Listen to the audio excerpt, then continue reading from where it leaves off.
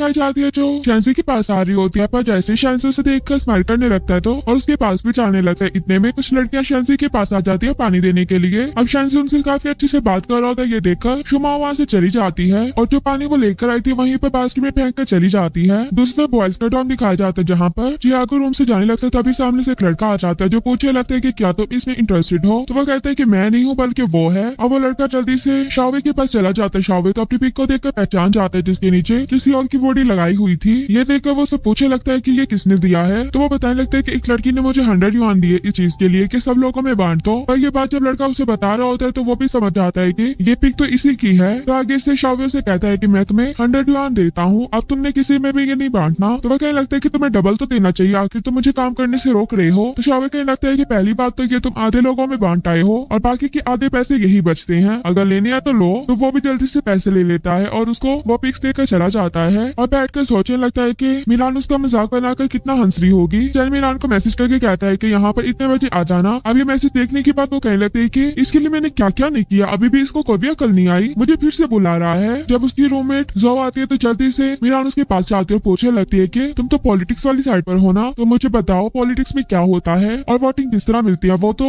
काफी ज्यादा एटीट्यूड वाली लड़की थी। वो कहने लगती कि मुझे कुछ भी नहीं पता और पहले से मैं 2-3 टीम्स की वोटिंग करवा रही हूँ, तो मेरे पास टाइम नहीं है तुम्हें देने के लिए, इसलिए जो तुमने सीखना है वो खुद ही सीखो। ये कहकर उसे अपने हाथ ही साइड पर करवा कर वहाँ से चली जाती है। उसके जाने के बाद ये भी शुमाओ के पास चली जाती है, उससे जाकर बात करती कि क्या तुम मेरे साथ मेरी हेल्प करोगी। तो शुमाओ को उसकी हेल्प करनी पड़ती है। वो उठाकर चीजें उसके साथ लेकर जा रही होती है। रास्ते में मिलान उसकी काफी ज्यादा तारीफें कर रही होती है ताकि वो उसके साथ काम करती रहे। फिर उसे याद आता है कि मैं तो स्पीकर लाना ही भूल गई हूँ, तुम जाकर मेरे लिए स्पीकर ले आओगी। तो वो कहती कि हमें रखवाने के बाद चली जाऊंगी तुम्हारे लिए स्पीकर लेने। तो लीरान कहने लगती कि तुम कितनी अच्छी हो। बस शाओ कहती कि क्या तुम शावे को लाइक करती हो। तो वो कहती कि नहीं मैं उसे लाइक नहीं करती, बल्कि एक वीडियो मेरी उसके पास है। अब ये बात सुनकर शोमियो तो कुछ और ही समझ लेती। तो वो कहने लगती कि नहीं ऐसा कुछ भी नहीं है जैसा तुम सोच रही हो, बल्कि वो उसे सारी बात बता देती है कि कौन सी वाली वीडियो है। अब ये बात सुनने के बाद शोमियो भी उसका साथ देने के लिए मान जाती है। अब जहाँ पर बैठकर लीरान उसके आने का वेट कर रही होती है, गुस्सा हो रही होती है कि हाफ आवर कौन लेट होता है इतने में। पीछे से वो आकर उसे सॉरी करता है कि मैं लेट हो गया, पर ये भी काफी मीठी बन जाती है कि कोई बात नहीं, अगर लेट भी हो जाते हो तो फिर वो भी उसको पिक दिखाता है कि ये क्या है। तो वो कहने लगती है कि देखो लड़कों में भी तुम्हें फेमस होना चाहिए ताकि लड़के भी तुम्हें वोट करें। दूसरे वाला ओपोनेंट हमारा देखा जो कितना मस्कुलर है, तो तुम्हें भी अपनी बॉडी पर ध्यान देना चाहिए। पापा कहने लगता है कि मैंने ऐसा कुछ भी नहीं करना। फिर उसको और भी चीजें दिखाने लगती है कि हमारे क्या क्या प्लान्स हैं, और उसके प्लान्स उसे बिल्कुल भी पसंद नहीं आ रहे होते। इधर हमें शोमियो दिखाई जाती है जो स्पीकर लेने के लिए तो आती है, पर वो शॉप वाला एक लैपटॉप ठीक कर रहा होता है जिसके लैपटॉप में बहुत ही ज्यादा फाइल्स थी और स्पेस बिल्कुल भी नहीं बन रही थी और उस फाइल्स के नाम अजीब अजीब थे। ये सब तो शोमियो पे पढ़ लेते और वो शॉप वाला जब स्पीकर लेने के लिए क्या होता है तो उसके पीछे से मनीटर भी आ जाता है अपना लैपटॉप लेने के लिए। और जैसे शोमियो को पता लगता है कि ये लैपटॉप मनीटर का है तो वो उसे कहने लगती है कि शॉप वाला क्या बता रहा था कि तुम्हारे लैपटॉप में बिल्कुल भी स्पेस नहीं बन रही। ये बात सुनने के बाद जल्दी से वो अपने लैपटॉप को ऊपर से बंद कर देता है और कहने लगता है कि कभी भी किसी की पर्सनल चीजों को नहीं देखना चाहिए। वो कहती है कि हम दोनों अलर्ट्स हैं, ऐसा कुछ भी नहीं है जिसमें तुम इतना शाय फील कर रहे हो। वो कहने लगता है कि नहीं ऐसी कोई बात नहीं जैसा तुम समझ रही हो। तो वो कहती है कि अच्छा कैसी बात है, तुम मुझे भी बता दो कौन सी फाइल्स है तुम्हारे लैपटॉप में। तो वो उसे क्या बताता है कि उसने इसके बारे में भी इन्फॉर्मेशन कलेक्ट की हुई थी, बल्कि कहने लगता है कि मैं तुम्हें नहीं बता सकता। अब शोमियो से कुछ ज्यादा तंग करना स्टार्ट हो गई थी, तो वो भी अपना लैपटॉप लेकर वहाँ से भाग जाता है और शॉप वाला भी आकर उसका स्पीकर उसको वापस कर देता है कि ये लो स्पीकर। मीरान जो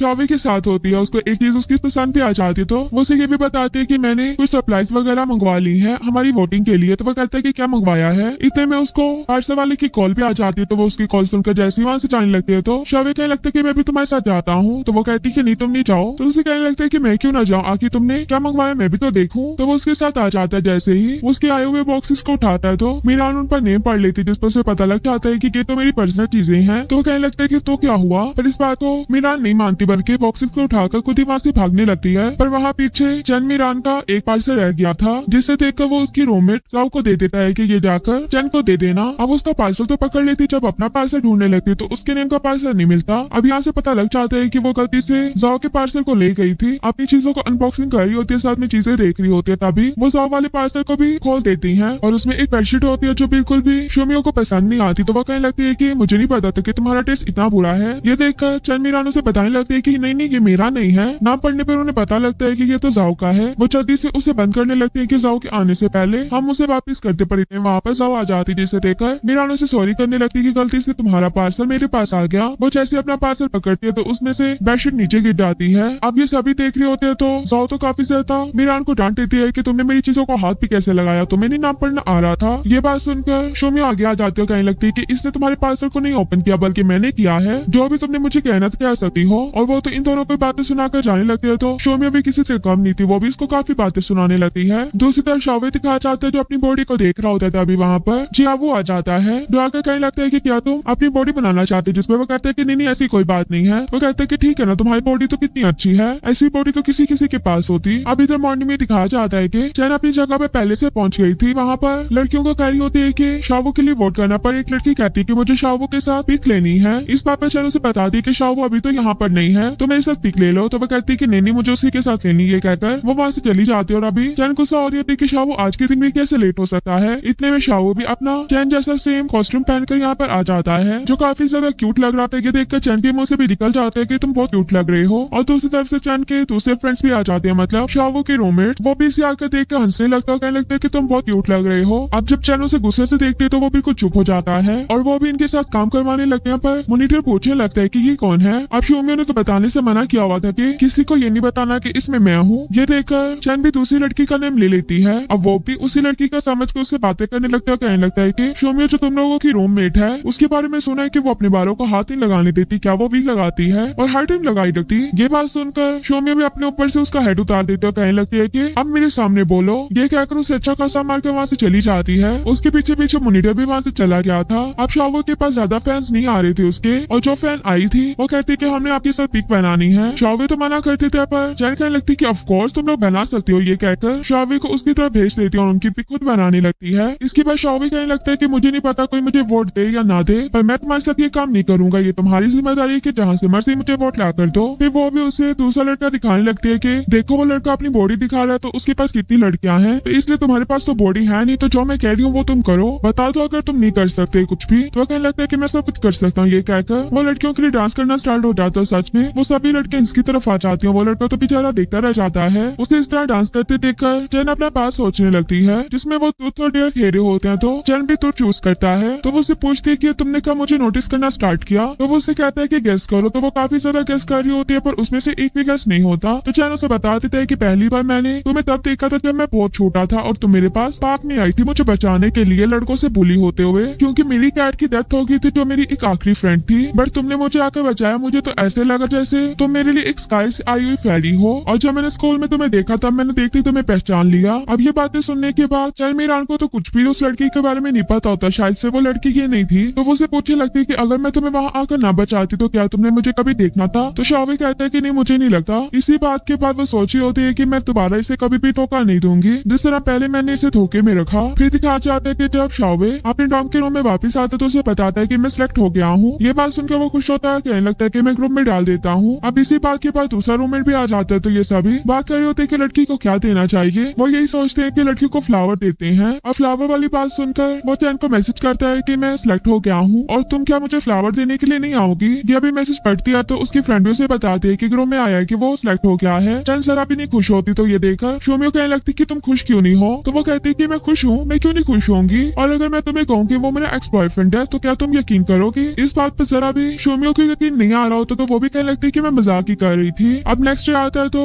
वो भी शाओवे की स्पीच सुनने के लिए आई होती है, पर देखती है कि काफी लड़कियों ने फ्लावर्स पकड़े हुए हैं, वो भी एक तरह के फ्लावर्स। इतने ही अभी सोची होती है तो इतने में वहाँ पर शायो भी आ जाता है, उसका फ्रेंड जो उसके लिए फ्लावर लेकर आया था, और उसे देने लगता है जबकि ये भी वही वाला सेम फ्लावर होता है। शाओवे की स्पीच एंड होने के बाद उसे फ्लावर देने की बारी आती है तो सभी लड़कियां उस पर आ जाती हैं फ्लावर देने के लिए। ये देखने के बाद चैन तो एक लड़की को अपना फ्लावर देकर चली जाती है कि मेरी तरफ से उसे पास कर देना, पर जैसे वहाँ से जाने लगती है तो इतने में शाओवे बेहोश हो जाता है क्योंकि उसको फ्लावर से एलर्जी थी। जब उसे होश आता है तो वो हॉस्पिटल में होता है और वहाँ उसके पास शायो बैठा था। याद है कि उसने शायो का हाथ भी पकड़ा हुआ था, तो जल्दी से उससे अपना हाथ साइड पर कर लेता है और एक ह्यूमर फैली होती है कि शाओवे को फ्लावर से एलर्जी है। इस बात के बारे में शायो कहता है कि लड़कियों को फ्लावर का बोलने का चैन नहीं कहा था। ये बात सुनने के बाद तो शाओवे बिल्कुल शॉक हो जाता है कि चैन उसके साथ ऐसा कैसे कर सकती है। अब चैन जो माफी मांगने के लिए यहाँ हॉस्पिटल में आई होती है और जैसे ही अंदर उसके रूम से मॉनिटर और उसका फ्रेंड बाहर निकलते हैं तो वो जल्दी से छुप जाते हैं, उनकी बातें छुपकर सुनने लगती है, जिसमें वो कह रहे होते हैं कि चैन को अभी से सॉरी नहीं करनी चाहिए क्योंकि ये काफी गुस्से में है। और उनके जाने के बाद चैन मीरान भी वहाँ से भाग जाती है और घर जाने के बाद सोच होती है कि उसे क्या करना चाहिए। यहाँ तक कि वो शाओवे का मैसेज भी करने लगती है कि मुझे नहीं पता था कि तुम्हें फ्लावर से एलर्जी है, पर इतने में उसका ही मैसेज आ जाता है कि मुझे यहाँ पर इतने बजे आकर मिलना। जब वो उस जगह पर शाओवे से मिलने के लिए जाती है तो उसे सॉरी करने लगते हो, कहने लगती है कि मुझे नहीं पता था कि तुम्हें एलर्जी है। तो वो भी उसके सामने अपना मोबाइल कर देता है कि मैंने तुम्हारी वीडियो को डिलीट कर दिया है, अब तुम्हें मेरे कहने पर कुछ भी नहीं करना, ये कहकर वो वहां से चला जाता है। और यहीं पर हमारा ये पार्ट भी एंड हो जाता है।